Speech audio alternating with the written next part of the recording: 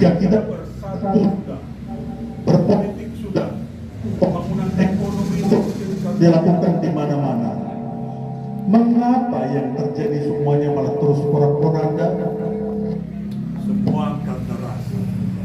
Bangsa Indonesia kehilangan budaya rasanya, rasa yang mampu menopang seluruh gerak keseluruhan budayanya, yang terutama dibutuhkan budaya politik dan ekonomi untuk menjadi landasannya.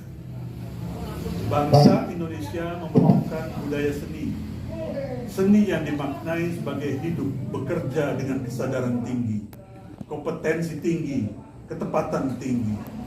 Untuk menanamkan budaya seni ke dalam jiwa bangsa, tak ada sarana yang lebih ampuh dari kesenian. Ini tugas kebudayaan, ini tugas budaya kesenian.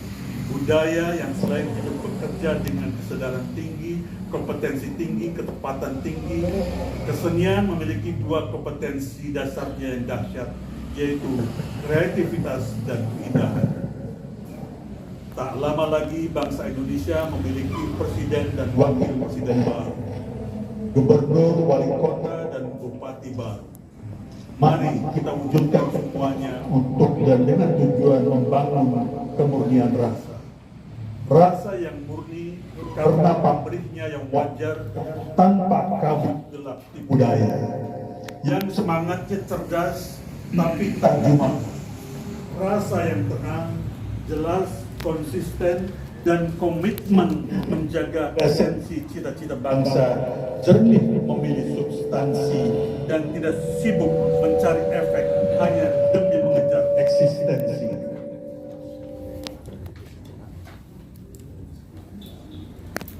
Akhirnya, sangat perlu saat ini merenung bersama-sama.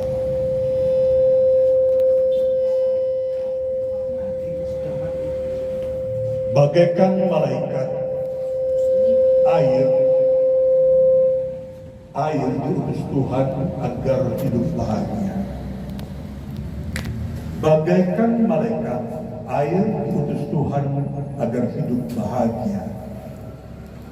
Maka hujan menjadi sungai menuju laut memisahkan daratan. Jasad renik dan pohon kurma menari menanti manusia. Lalu Adam bersama Hawa muncul di dada lewat kepala. Sorga dosa bumi adalah perjalanan kembali ke suci. Benua kini dipenuhi bendera berkibar-kibar, semua berkuar-kuar. Inilah tanah air tercinta. Inilah tanah air tercinta. Inilah tanah air tercinta. Mengaku cinta tanah tapi kalah cintanya oleh cacing yang sejak lama tak pernah lelah memberi tanah makna. Merasa memiliki cinta pada air tapi tak mampu menjaga agar sumur tak tercemar percikan darah air mata dosa. Bahkan hujan pun kadang diusir dan dipaksa ada. Tunas yang kita punya butuh bumi berudara cinta, bukan muntah hitam dari cerobong asap mesin dusta, bukan gemuruh bising deru roda pembinasa, bukan senyap kuburan tua tanpa sanak keluarga.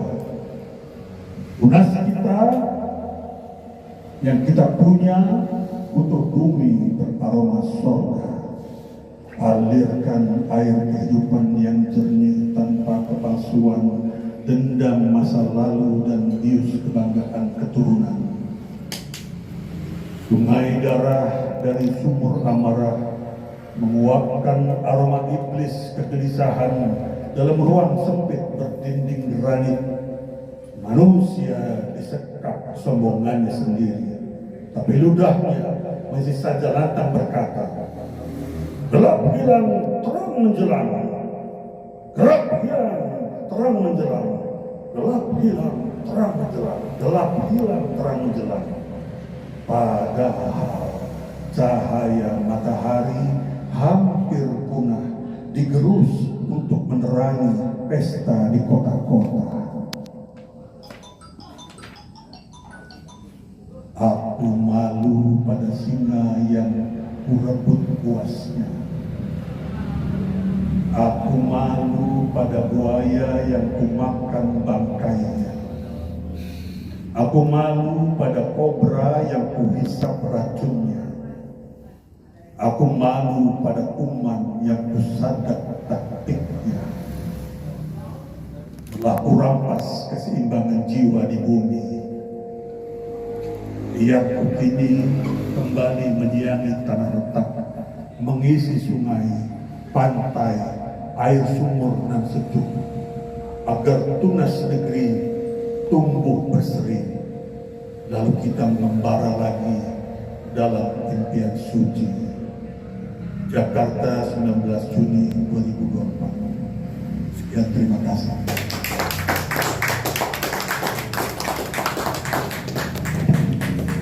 Sejak dulu sehingga budaya kita kurang apresiasi terhadap kompetensi, terhadap presisi, terhadap perfect, kayak gitu di mana-mana gitu. Jadi setiap tempat tadi bermasalah. Ini semuanya bidang seperti itu.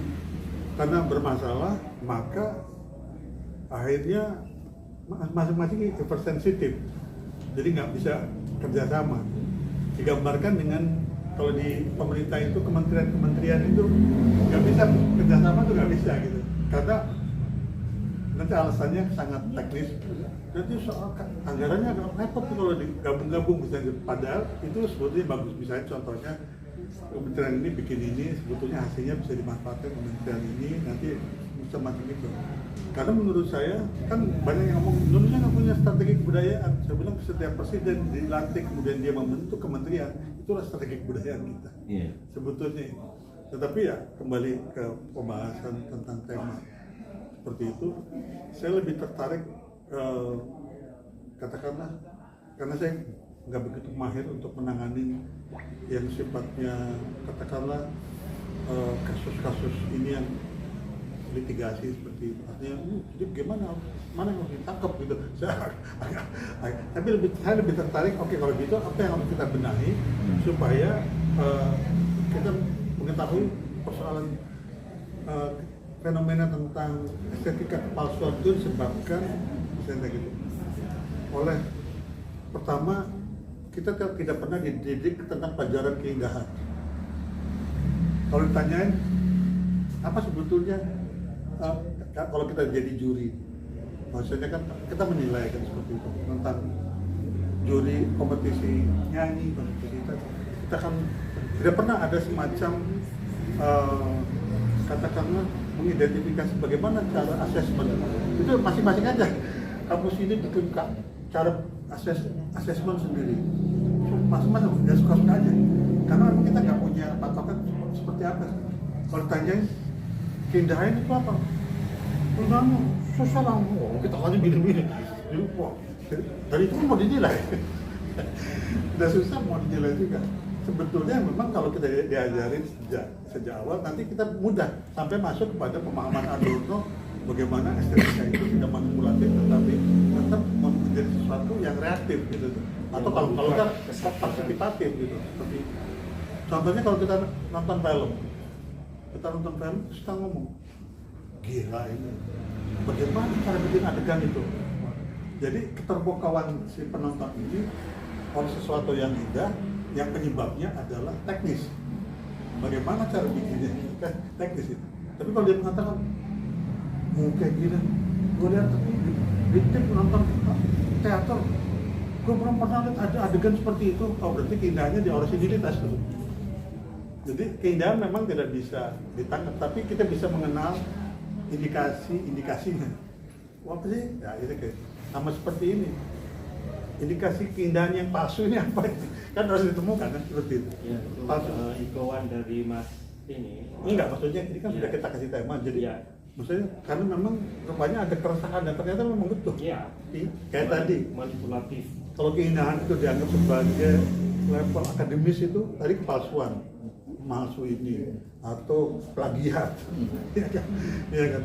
Ada juga ahli-ahli kebatinan, misalnya katakanlah yang juga pakai kostum-kostum itu, palsu juga, ada juga palsu begitu, ya kan? Aktor maksudnya, betul-betul aktor ini. Ya kalau aktor memang itu profesi, karena drama itu kan membina kebohongan bersama-sama. Ya, itu kan Bener banget ini. kalau itu memang profesi, kita harus belajar.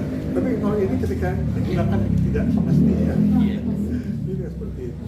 Ya mungkin di dalam pembahasan tadi itu ya, saya menganggapnya bahwa mungkin kalau saya memilih melakukan sesuatu mulai dari pendidikan.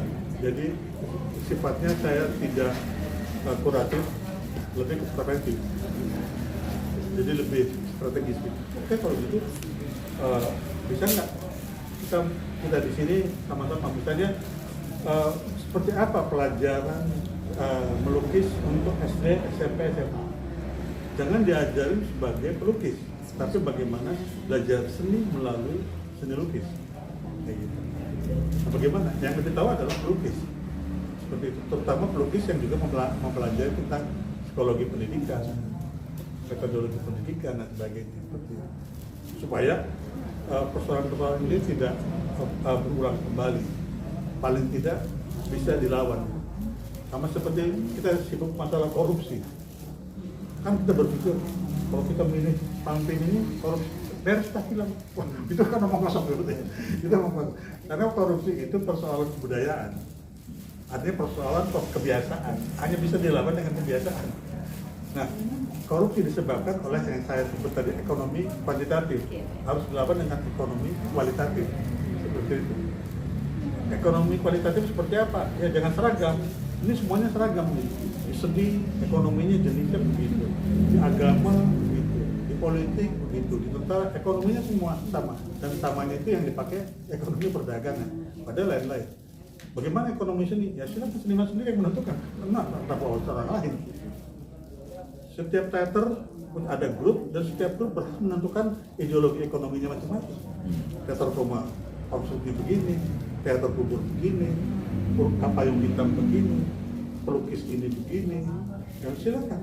Tapi jangan mengatakan bahwa karya saya ini tidak ditanya nilainya, matanya mana tersinggung. Kamu jangan. Bagi saya teater adalah di mana saya tidak ada tawar menawar dengan pasar. Wah bisa digituin, saya digituin. Saya bisa digituin. Saya bilang, saya bilang maaf, saya tetap menghargai para pertapa. Tapi yang penting saya ingatkan bahwa pertapa tidak boleh mengeluh. Di teater kubur aja nggak mengeluh dibangunkan kementerian. Kenapa? Teater kubur. Iya, Kan dibangunkan studio juga. Sebelumnya nggak ada. Tapi ternyata nggak bisa. Oh nggak bisa. Nggak bisa karena tanahnya tanah sengketa. Tapi kan sudah terbangun. Nggak bisa. Yang lantai itu miliknya Mas Dindon. Bukan, maksudnya ketika ada program fasilitasi, ketika disurvei surat-suratnya ternyata ini masalah. Baik Mas, itu kan berhubungan dengan administrasi, ya, birokrasi dan juga kepentingan kekuasaan yang lebih tinggi. Ya. Berkali-kali pemerintah itu melihat sesuatu itu instan, memang memerlukan investasi. Kita tidak akan mengalaminya, Mas. Usia saya, panjenengan mungkin baru mengalami, kan lebih junior dari saya. Iya. Mungkin kita harus 1-2 generasi, 2030, 2045 lah mungkin ya, akan muncul kesadaran itu. Kesadaran bahwa segala suatu investasi, baik melalui pendidikan, tapi juga ada pendidikan publik. Jadi kan sekolah itu kan pendidikan yang di internal, baik dari keluarga, sebagai sekolah pertama, keduanya ada di sekolah, yang ketiganya di masyarakat. Para pemimpin ini kalau sekarang usianya 21, 10 tahun lagi kan menjadi pemimpin yang handal. Maka dia juga harus dilatih siapa? Ya panjenengan, Sanggar, Studio, Mas Taufan, dan sebagainya.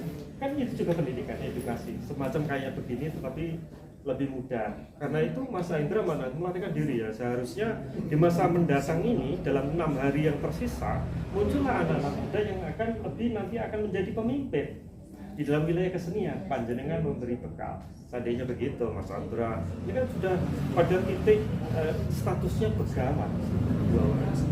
Yang begawan yang mana? Nah, saya kembali pada estetika itu ya. Saya membuat memudahkannya ada tiga trisula atau triangle gitu ya. Tadi pengertian kepalsuan itu bisa jadi tidak palsu dalam wilayah kriminal, tetapi di dalam kesadaran kita bahwa kita itu dirongrong oleh suatu kondisi yang mengenakkan, tapi membuat kita bodoh, itu aja. Jadi kesadaran untuk mencari tidak hanya buku, tapi akses sumber informasi, bertemu orang dan sebagainya. Nah, ada triangle atau trisula yang namanya estetika, etika, dan logika. Sebenarnya sangat mudah yang saya ibaratkan dengan patung. Ada sebuah patung diletakkan di sebuah mall. Di sana ada sebuah toko hijab, toko muslim, ya kan, menjual hijab, busana muslim, hijab ya istilahnya itu, di sebuah pertokoan sangat modern, mall yang sangat luxury gitu kan. Nah kemudian yang keduanya muncullah patung telanjang Dewi Venus dari perak, harganya 150 million, 150 juta, telanjang, mancung, payudaranya, presisinya, dan juga spotlightnya tepat di depan si toko hijab. Nah di sana memiliki trisula 3 itu yang kita akan mencoba menggali sebenarnya teman-teman saudara semua ya. Yang pertama adalah estetika. Secara estetik patung itu masuk pada wilayah absolutisme dalam patung Yunani.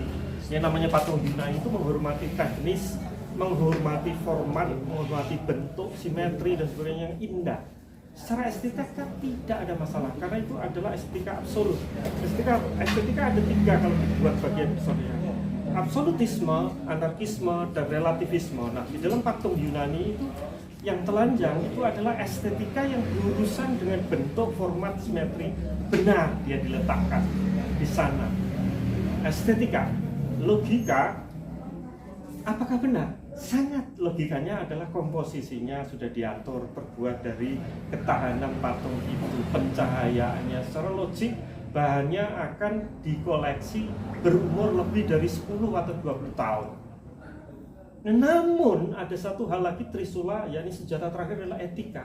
Apakah etik dipergunakan meletakkan patung secara etis baik dan secara logika baik, di mana menyewa ruang itu juga sangat mahal? Tidak. Jawabannya jelas. Maka persoalan menjawab kita adalah etika. Etika itu yang membuat para pemimpin pada hari ini melabrak nilai-nilai, termasuk itu tadi yang disebut, itu sahabat saya Mas Dodi Ahmad Fauzi, itu adalah wartawan media Indonesia di masa lalu. Dia kecewa berat dengan situasi sastra, ya, jurnalisme sekaligus kesenian. Dia membuat majalah situs seni dan sebagainya. Saya memahami kegalauan itu. Dalam wujudnya ekspresinya marah-marah. Teman-teman lain menulis, dia mengumpulkan dan sebagainya dan sebagainya. Jadi pengertiannya tentang kepalsuan itu apabila kita menjapkan pisau analisasinya pada patung, kemudian ada toko hijab dan situasi mall yang sangat indah, segalanya tertata rapi, etika gugur karena jelas itu memiliki nilai spiritual, nilai religi yang kalian tabrak dengan ketelanjangan. Nudity tidak boleh, dan kita nudity atau enggak ketua beraya guys, pokoknya ya bukan arti pengertiannya maskulinitas kemudian bertemu feminitas, lelaki bertemu perempuan, tapi lebih daripada itu. Sudah jelas bahwa istana itu, misalkan kita berpikir aja, apakah hutan melambangkan Garuda, apakah Garuda melambangkan hutan, katanya Forest City, katanya Smart City, Digital City, Garuda buatan Amerika dan sebagainya. Perlu bahwa dulu di Pontianak muncullah apa yang disebut sebagai Sultan Hamid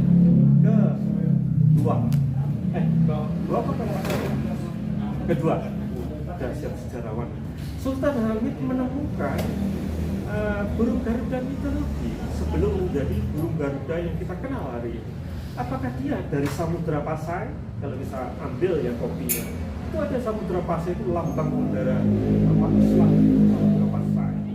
Kemudian bertransformasi menjadi mitologi yang dia ambil dari mungkin karena Sultan Hamid orang Pontianak Muslim dan sebagainya, dari wilayah sekitar itu, kultural sekitar itu, kemudian bertransformasi binatang mitologi yang menyerupai manusia menjadi Garuda yang seperti kita kenal sekarang di tangan Soekarno dan Muhammad Yamin, dan jambelnya dipotong menjadi gundul, gitu kan kira-kira ya, begitu ya sejarahnya. Mohon dikoreksi Mas. Nah, berarti Garuda itu memiliki nilai-nilai sejarahnya panjang, tapi ketika dia diulang-ulang, secara estetika dia juga salah. Itu maka muncullah monumen yang dibikin Ridwan Kamil yang berbentuknya berbeda sama sekali dengan masuk Garuda naik. Jadi justru merendahkan estetika Garuda sendiri itu dalam sejarah itu. Itu kalau soal tentang lambang Garuda, apa terus naik Pancasila terus, tidak begitu kan. Nah, nilai-nilai itulah yang harus perlu pendalaman.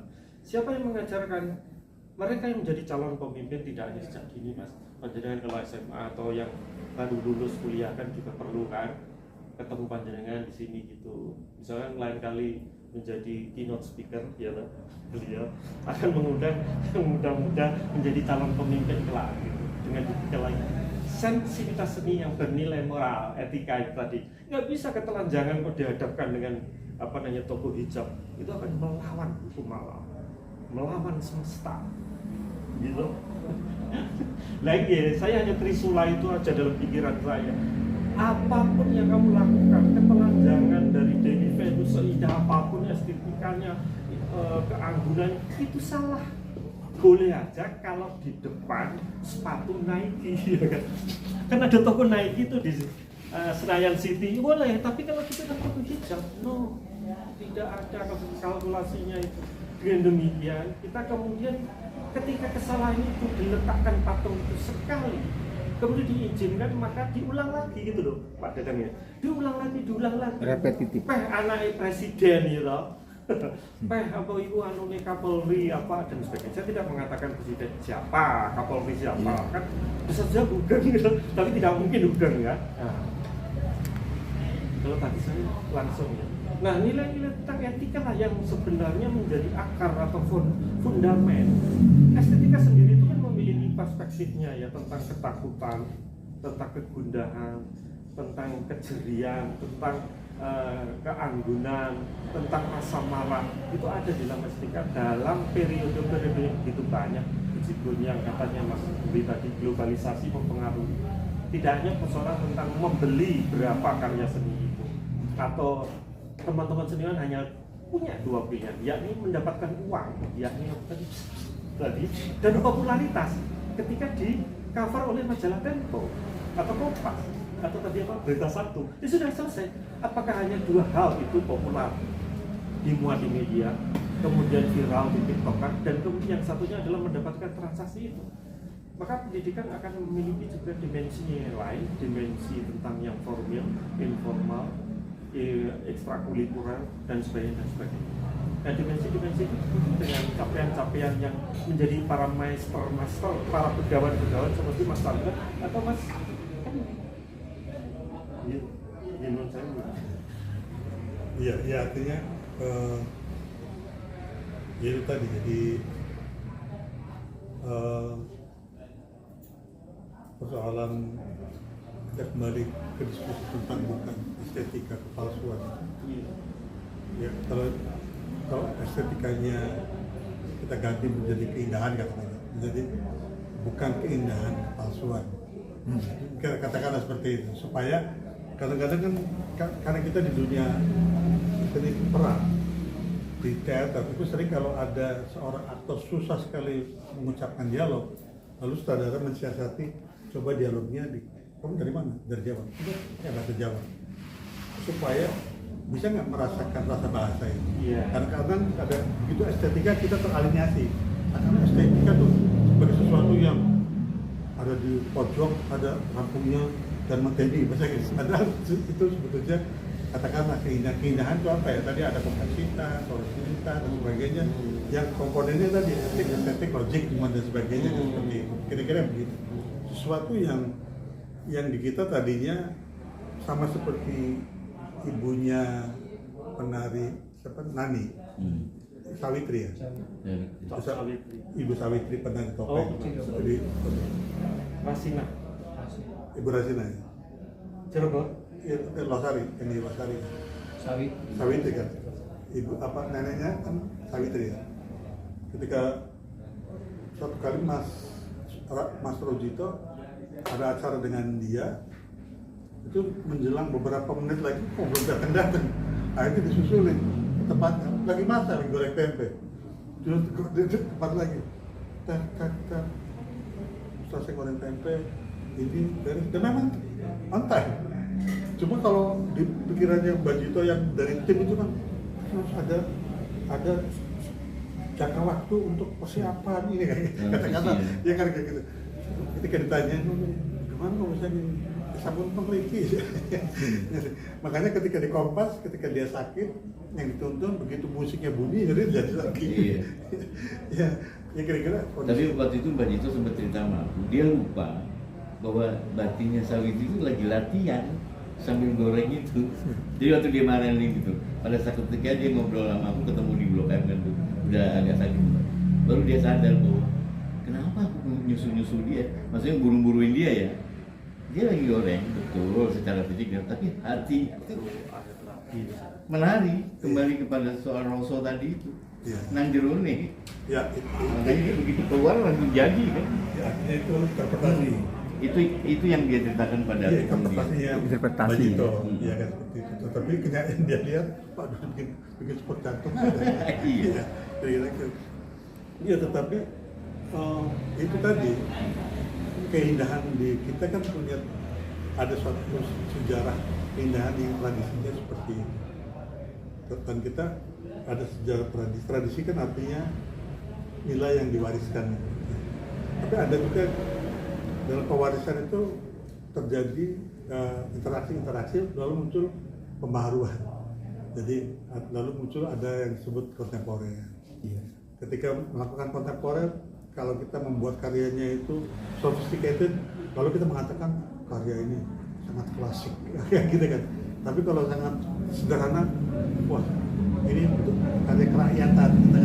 Jadi kita melihat ada klasik, ada pop, ada juga dalam proses transformasi nilai itu ada yang dieksperimenkan, lalu kita mengenal estetika eksperimental. Nah, yang menarik ada satu apa namanya? Oh, Enggak, dia minta kakuap. oh, Terus langsung aja. jadi Ya udah kan. ada yang menarik ketika ada kita sama-sama kenal ada istilah multimedia, Ya. kemudian mix media, intermedia, dan seperti itu. Nah, kalau misalnya Indonesia sebagai negara dianggap sebagai sebuah karya seni rupa instalasi, katakan, yang kelihatannya bisa didekati dengan konsep estetikanya, estetika intermedia. Intermedia itu satu konsep estetika yang komponen-komponennya itu banyak dan tetap otonom. Berbeda dengan multimedia berarti komplementari. Kalau mixed media fusion menjadi entitas baru. Tapi kalau intermedia setiap entitas itu tetap otonom. Ini porsi tetap porsi, kelambu tetap kelambu, semuanya otonom tapi dia bergerak pada satu direction. Nah, Indonesia sebagai sebuah karya intermedia itu di satu sisi menghendaki otonomi, tapi direksinya nggak sama. Sehingga sebagai karya intermedia itu terjadi disorientasi. Misalnya pertanian ke sana, ristek ke sana, seni ke sini, pariwisata sana, kayak gitu, tidak organik. Seperti itu. Nah, ini diperlukan oleh seorang seorang pemimpin, presiden dan stafnya untuk memformulasikan karya multimedia itu betul-betul menjadi karya yang keindahannya itu tidak palsu, estetikanya tidak palsu. Yang seolah-olah dengan adanya misalnya bangunan yang hebat, garis sukses dah, boleh gitu. Begitu nanti diterbitkan ada suatu karya penelitian, wah, tapi ternyata ini tidak ada sambal apa-apa karena yang satu ke sana, kayak gitu. Jadi diperlukan salah satunya untuk mengidentifikasi tidak terjadinya keberlangsungan kepalsuan estetika itu adalah misalnya kalau kita dikembalikan tadi berkali-kali disinggung tentang kondisi sosial budaya bangsa kita, saya mencoba menawarkan bahwa ini adalah sebuah karya intermedia yang di satu sisi menghendaki seluruh komponennya menghendaki otonom, tapi tidak ada kedisiplinan untuk satu arah. Itu yang sering dikeluhkan setiap presiden. Setiap presiden pasti ngeluh, kementeriannya tolong nggak bisa. Terus kalau kita paham, ya wajar aja. Kan itu kan menterinya dari partai lain, nggak sama dengan partai. Kan gitu. Kita memahami. Jadi seakan-akan pengetahuan itu menyelesaikan, nggak sebetulnya. Pengetahuan itu adalah informasi untuk ditindaklanjuti. Tapi kita kan akhirnya, oh iya itu memang begitu. Harusnya tidak begitu. Kayak misalnya saya bikin festival karawitan anak-anak atau SMA se-Indonesia. Kompetisi, maka muncul pemenangnya. Pemenangnya biasanya tuh sekitar 15 provinsi. Yang terbaik ini ada 15. Bayangan saya begitu sudah terbaik itu sudah tidak bukan urusannya lagi Dikbud, mungkin urusannya pariwisata. Contoh, karena kalau pariwisata bisa dibawa ke Mandalika, bisa dibawa ke Labuan Bajo, bisa dibawa ke Toba, macam-macam, dan bisa diaktifasi untuk segala macam kepentingan tanpa menghilangkan kebutuhan dan Dikbud. Misalnya konfirmasi ini mewenangnya ya ada, tapi diaktifasi oleh ini nggak bisa. Wah, mereka nggak ada zamannya di Indonesia seperti itu. Contohnya FFI, Festival Film Indonesia. Oke lah, asesmen itu memang tugas dari Kementerian Pendidikan, karena Undang-Undang Perfilman mengatakan Kementerian Teknisnya Kementerian Kebudayaan.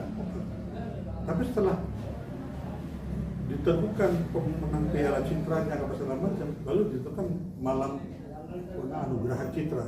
Sebetulnya itu jangan ke Dikbud, karena Dikbud kan nggak bisa bikin event. Yang bisa bikin event kan pariwisata. Bisa bikin di mana di gunung, ngundang Popola. Oh, ini kan diduitin gitu maksudnya. Jadi jadi penyakit ya. Popola, beliau. Iya, karena kan festival itu kan indikatornya 3. Siapa kuratornya, siapa pesertanya, siapa undangannya. Kalau FFI atau Coppola, umumnya kesini semua. Apa urusan si Coppola kesini? Pasti tanya, kenapa kamu kesini? Bagi saya Indonesia adalah sinema masa depan. Oh, itu masalah. Iya. Kenapa Indonesia sebagai sinema masa depan? Karena Cina hanya mempunyai Taipei, mempunyai Taiwan, Mandarin, dan satunya lagi Cina Negara. India cuma punya Calcutta, New Bombay. Indonesia, Louis Vuitton sendiri punya berapa seniman? Mungkin berarti dia seniman dunia itu adanya di Indonesia. Karena Indonesia itu negara yang kata Pak Takdir, negara yang masyarakatnya budayanya budaya ekspresif, etik estetik. Jadi saya suka ngasih contoh gini. Ada seorang gadis yang akan ngomong sama ayahnya. Kalimatnya itu nanti akan mengatakan, ayah, nanti sore pacar saya mau datang, mau ketemu ayah, dia pengen melamar saya. Ngomongnya begitu. Yang satu keluarganya di Solo, orang Solo, yang satu keluarga di Batak. Sama nggak adegan filmnya? Beda kan?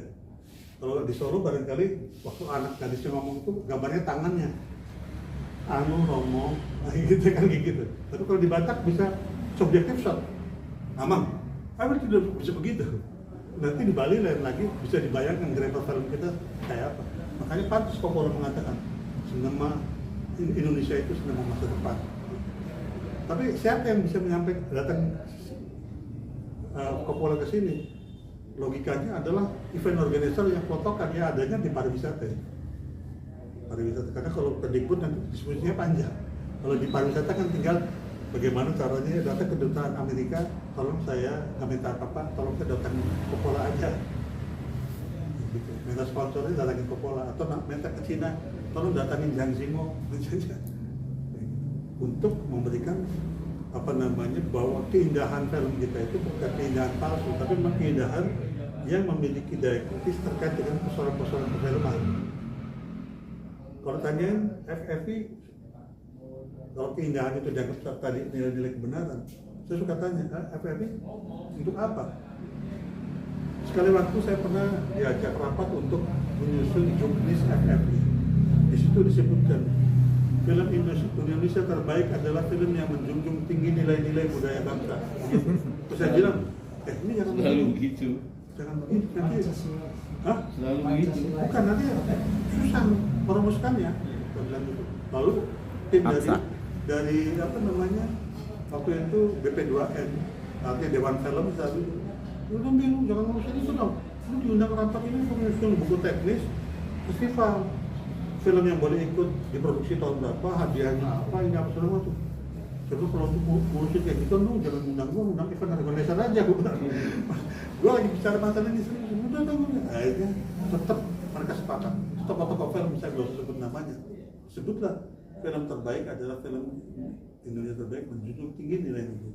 Dan kebetulan saya juga ikut jadi jurinya juga setelah teknis saya ikut nyusun, saya jadi jurinya W.S. Rendra, Air Uma, Bima Melati, Reni Silado, Norka, Edi Iskandar, saya. Film diputar. Untuk pleno, Rendra masuk ruang pleno ngomong. Kita nanti subjektif nih ya. Oh, subjektif berapa ini? Oh, no. Ada sepatalannya. Iya, ini aku kok. Baru. Gimana nih? Film ini? Wah, nggak suka. Aku suka, nggak suka. Ya udah, yang ini. Nah, ini suka. Aku nggak suka. Oh, subjektif kan. Terus ke bawah sampai akhirnya menyentuh film yang sama produsernya juga nggak dipikirin bakalan menang, untuk rame-rame aja. Lalu ini gimana nih? Karena Rendra udah marah-marah, udah mulai panas. Yaudah ini aja, karena itu bukan pilihannya yang lain-lain, pokoknya ini aja lah. Begitu. Mereka yang ketakutan. Mas, ini kalau ini sama menang ini huru-hara nih.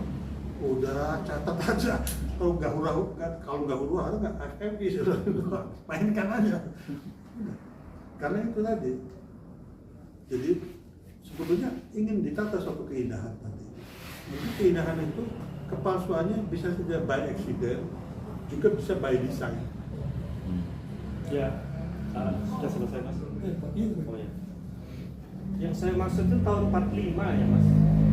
Yang buku Sujoyono itu seni, seniman, dan masyarakat. Buku itu mungkin nggak sampai 100 halaman, kalau tidak salah ya. Tapi sebenarnya timbulnya dari sebuah esai yang ditulis oleh Sujoyono sendiri.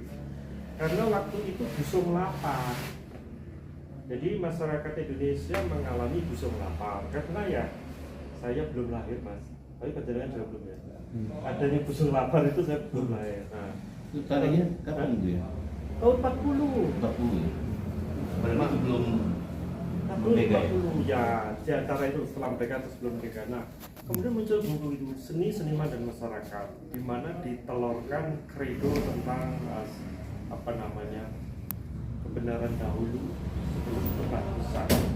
Kebenaran dalam masa itu adalah busung lapar. Kenapa memikirkan yang dulu gitu yang indah dulu, yang bagus? Kenapa nggak kebenaran? Yang melukis rakyat yang sedang busung lapar, yang sedang menderita, yang sedang teraniaya pada era itu, era kolonialisme dan perjuangan revolusi. Tentunya pengertian kepalsuan di situ itu tidak ada sebenarnya estetika yang palsu. Itu adalah sebuah upaya dari rezim yang berkuasa. Yang berkuasa siapa?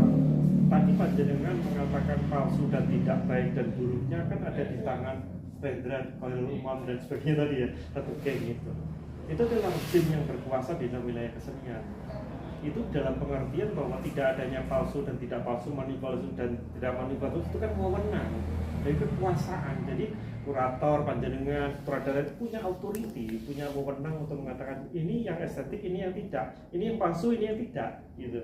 Pada eranya dan dengan kekuasaan dia. Secara sosiologis itu memang Dewan Kesenian Jakarta itu punya hak loh menentukan pemenang, menentukan yang ini palsu, yang ini tidak, yang ini estetik atau tidak. Pengertian itu diambil dari hakikat bahwa kita jangan terbawa oleh Dewan Kesenian Jakarta, jangan terbawa oleh FFI, jangan terbawa. Jadi seniman itu ketika memproduksi itu jangan seleranya juri, seleranya kolektor, seleranya produser film. Kan pasti ada produser kan, tapi kan ada yang indie, ada yang gitu. Dengan demikian tidak ada sebenarnya palsu itu. Yang adalah mazhab apa yang kamu pegang sebagai kemasangan. Nah kebetulan di dalam seni Aku izin ngerokok bentar deh.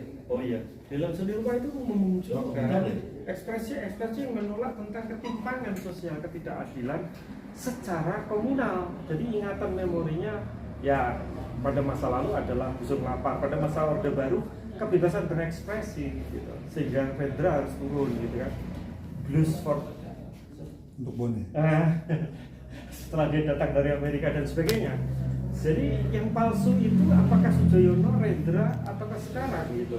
Sebenarnya tidak ada. Jadi palsu itu pengertiannya adalah memantik kita untuk berpikir jangan pernah kompromi dalam situasi apapun untuk mencari kebenaran yang absolut menurut diri kamu. Bisa secara sosial, bisa secara non sosial. Jadi misalkan ya, secara pribadi kan karena pengalaman kan, norma-norma. Jadi ya namanya orang mazhab Frankfurt itu kan ateis dan sebagainya. Dia tidak mengenal Tuhan. Kalau norma gereja, norma Islam mengatakan bahwa itu tidak boleh, dia terjang. Itu ada pergulatan dalam pemikiran dia untuk membebaskan, menggugah.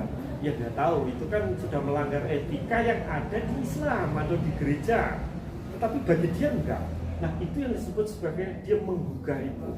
Jadi menurut dia estetika dalam negativa, bukan palsu ya. Istilahnya Adorno negativa. Ada segala hal harus ditentang oleh dirinya sendiri dan kondisi sosial.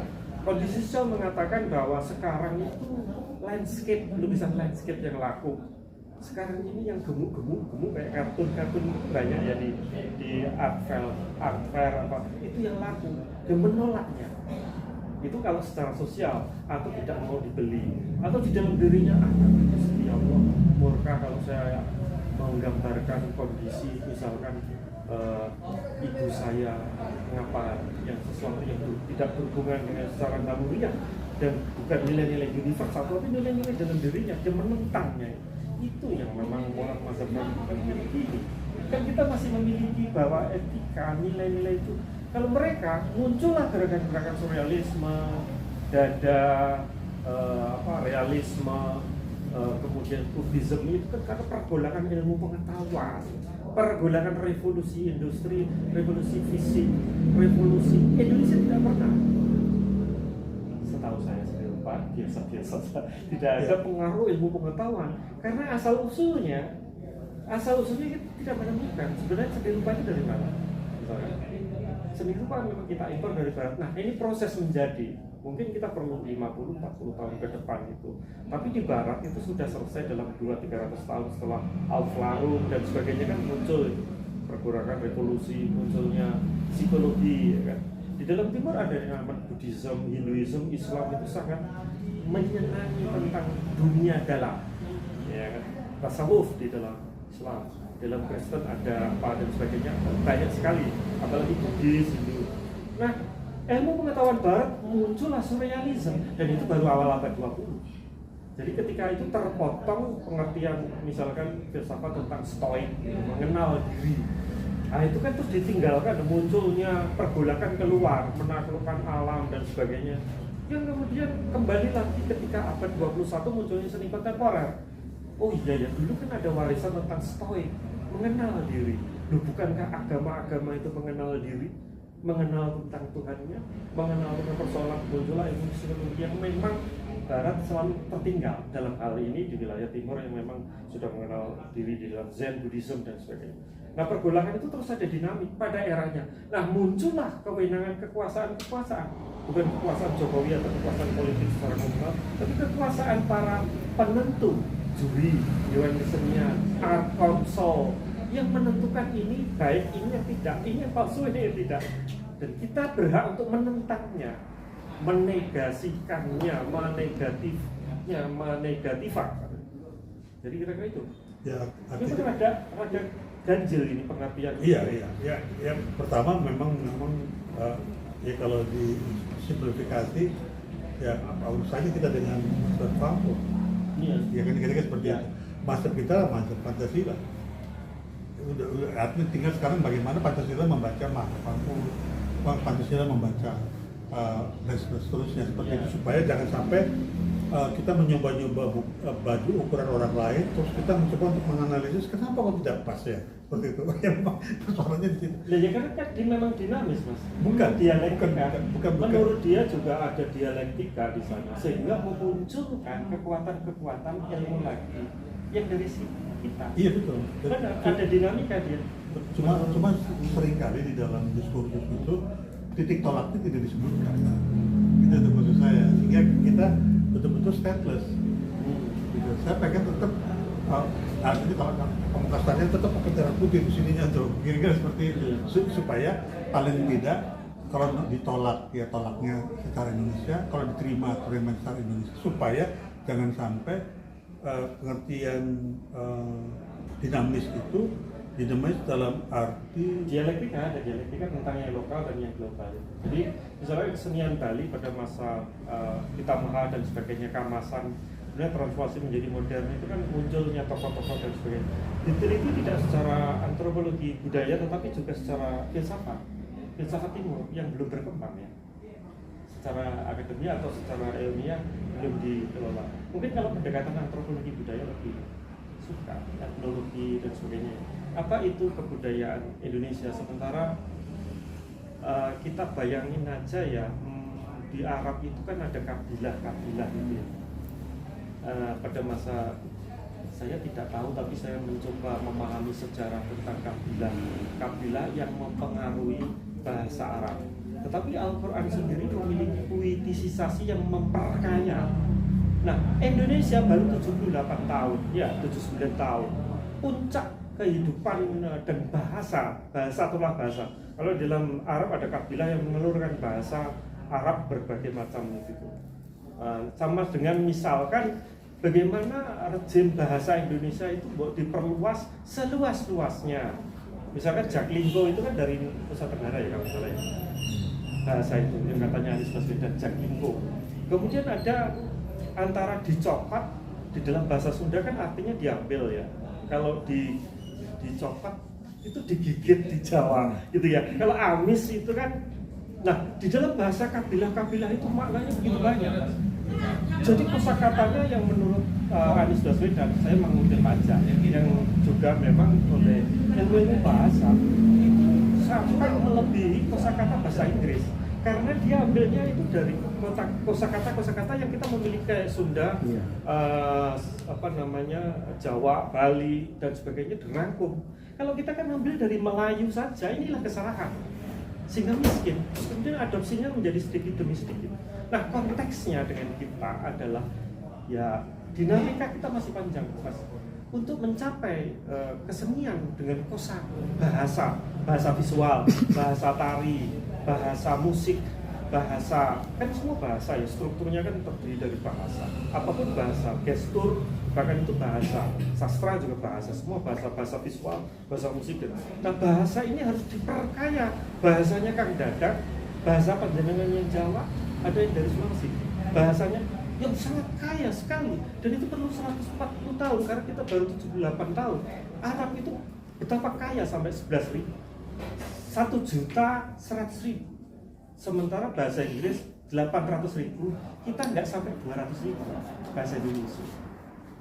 Nah, ada rejim bahasa yang akhirnya memberi duplikasi kepada yang lain untuk membuka diri bahasa-bahasa yang lain.